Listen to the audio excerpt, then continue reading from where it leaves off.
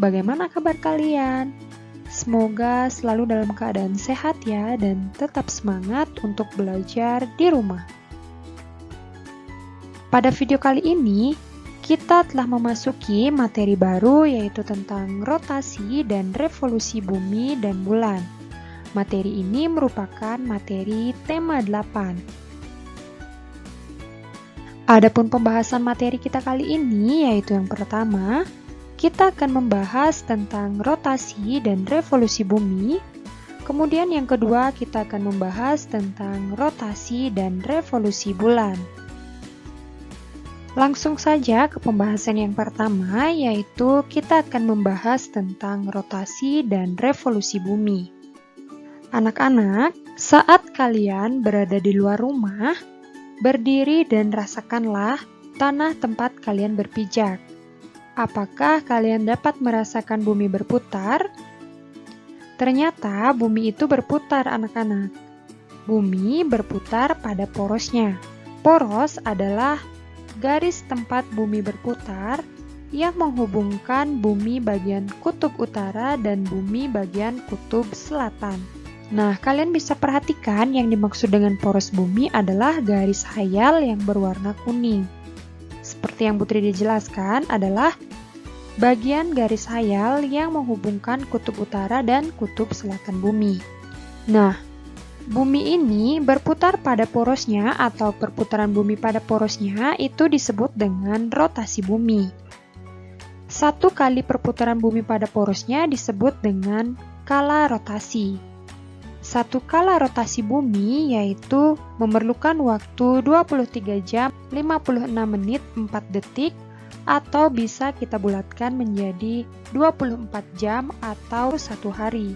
Sehingga dapat disimpulkan bumi melakukan rotasi memerlukan waktu 24 jam atau 1 hari. Lalu, apakah ada akibat dari rotasi bumi? Tentu ada akibatnya ya anak-anak. Nah, akibat yang pertama yaitu terjadinya siang dan malam. Bumi berputar atau berotasi pada porosnya, yang mengakibatkan bagian yang menghadap matahari selalu berubah. Bagian bumi yang menghadap matahari menjadi terang, saat itu bumi mengalami waktu siang. Sedangkan bagian bumi yang membelakangi matahari menjadi gelap. Saat itu, bumi mengalami waktu malam. Jadi dapat kita simpulkan bahwa rotasi bumi mengakibatkan terjadinya siang dan malam. Nah, kemudian akibat yang ditimbulkan dari adanya rotasi bumi yang kedua yaitu terjadinya gerak semu harian matahari. Gerak semu harian matahari ini adalah seolah-olah matahari bergerak dari timur ke barat pada waktu terbit dan terbenam. Tapi pada kenyataannya, bumilah yang berputar yang bergerak mengelilingi matahari, bukan matahari yang bergerak seperti itu anak-anak. Dan akibat yang ketiga yaitu terjadinya perbedaan waktu. Untuk di Indonesia, pembagian waktu ini dibedakan menjadi 3 anak-anak. Yaitu yang pertama, waktu Indonesia Barat atau WIB, kemudian yang kedua yaitu waktu Indonesia Tengah atau WITA, dan waktu Indonesia Timur atau WIT. Perbedaan waktu ini ditentukan menggunakan garis bujur. Garis bujur adalah posisi timur atau barat suatu tempat di permukaan bumi. Indonesia terletak pada 6 derajat lintang utara sampai 11 derajat lintang selatan, dan 95 derajat bujur timur sampai 141 derajat bujur timur. Sebagai patokan waktu dunia adalah bujur 0 yang ditetapkan di kota Greenwich, Inggris. Greenwich sebagai bujur pangkal 0 derajat dikenal sebagai Greenwich Mean Time atau GMT. Nah, materi selanjutnya yaitu tentang revolusi bumi. Nah, berikut ini merupakan gambar dari revolusi bumi, di mana revolusi bumi merupakan perputaran bumi mengelilingi matahari. Kalian bisa perhatikan pada gambar bahwa bumi mengelilingi matahari ini disebut dengan revolusi bumi. Satu kali kala revolusi memerlukan waktu 365 hari atau 1 tahun.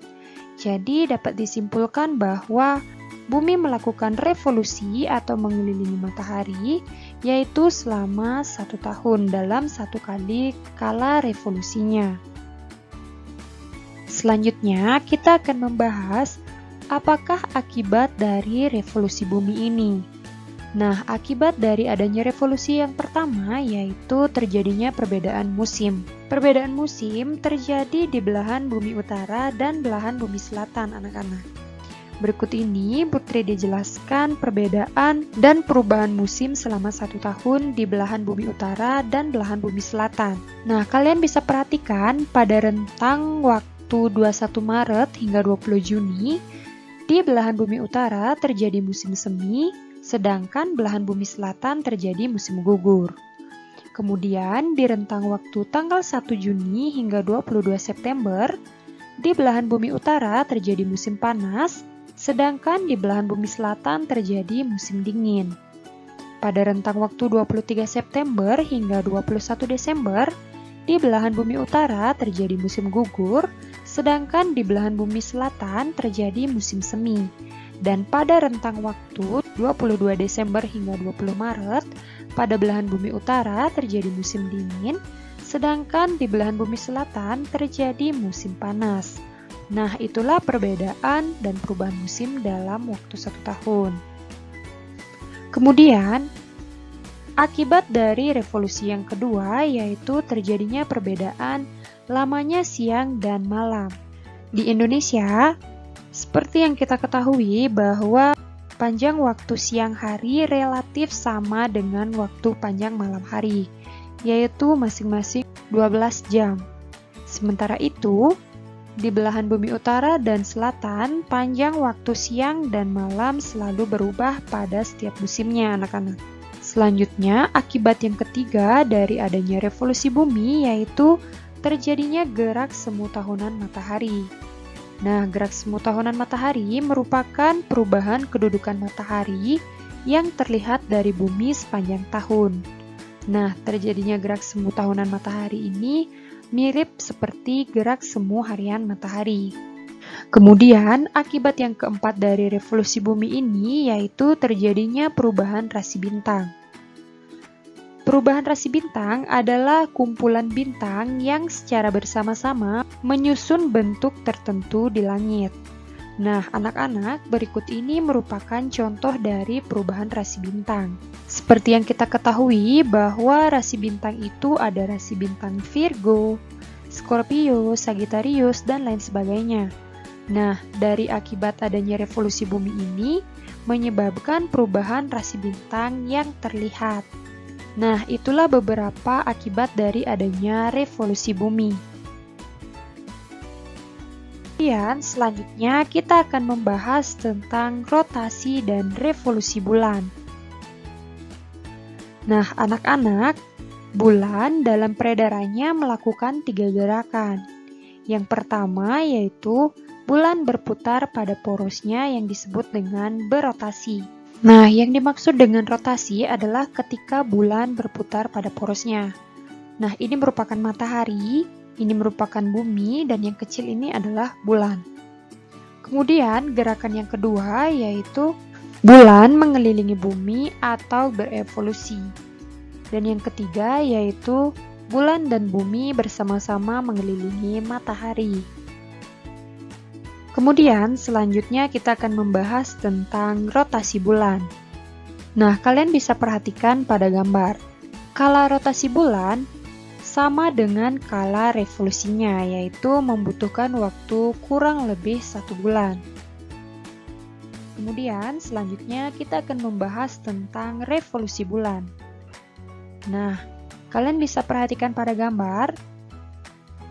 Revolusi bulan adalah gerakan bulan mengelilingi bumi. Nah, jadi 1 kali revolusi bumi ini memerlukan waktu selama 1 bulan. Selanjutnya, kita akan membahas tentang akibat terjadinya revolusi bulan. Adapun akibat dari revolusi bulan yang pertama yaitu terjadinya fase-fase bulan. Nah, fase bulan adalah perbedaan bentuk permukaan bulan yang terlihat dari bumi. Anak-anak, perlu kalian ketahui bahwasanya terdapat beberapa fase-fase bulan yang diakibatkan oleh revolusi bulan. Nah, adapun fase-fase bulan yaitu sebagai berikut. Ini adalah matahari. Kemudian matahari dikelilingi oleh bumi yang disebut dengan revolusi bumi. Nah, bumi ini nantinya dikelilingi oleh bulan. Bulan mengelilingi bumi disebut dengan revolusi bulan. Nah, akibat adanya revolusi bulan ini terjadilah fase-fase bulan, di mana pada hari ke-1, bagian bulan yang gelap atau tidak terkena sinar matahari, akibatnya bulan tidak tampak dari bumi. Fase ini disebut dengan bulan mati atau bulan baru. Nah, kalian bisa perhatikan, bulan mati atau bulan baru ini terjadi ketika matahari, bulan dan juga bumi berada pada satu garis lurus. Kemudian, pada hari ke-4, bulan berbentuk halus dan melengkung seperti bulan sabit. Nah, fase ini disebut dengan bulan sabit awal. Kemudian, pada hari ke-8, bulan tampak setengah lingkaran. Nah, fase ini disebut dengan fase kuartil awal atau bulan separuh. Kemudian pada hari ke-11, bulan tampak menyerupai cakram. Nah, pada fase ini disebut dengan bulan 3/4 atau bulan cembung. Kemudian pada hari ke-14, bulan tampak seperti lingkaran penuh. Fase bulan ini disebut dengan bulan purnama. Nah, kalian bisa perhatikan, fase bulan purnama terjadi ketika matahari, bumi, dan bulan berada pada satu garis lurus. Kemudian, pada hari ke-17, bulan kembali seperti cakram. Nah, fase bulan seperti ini disebut dengan bulan 3/4 atau bulan cembung. Kemudian pada hari ke-21, kembali berbentuk setengah lingkaran. Fase bulan ini disebut dengan fase kuartil akhir atau bulan separuh.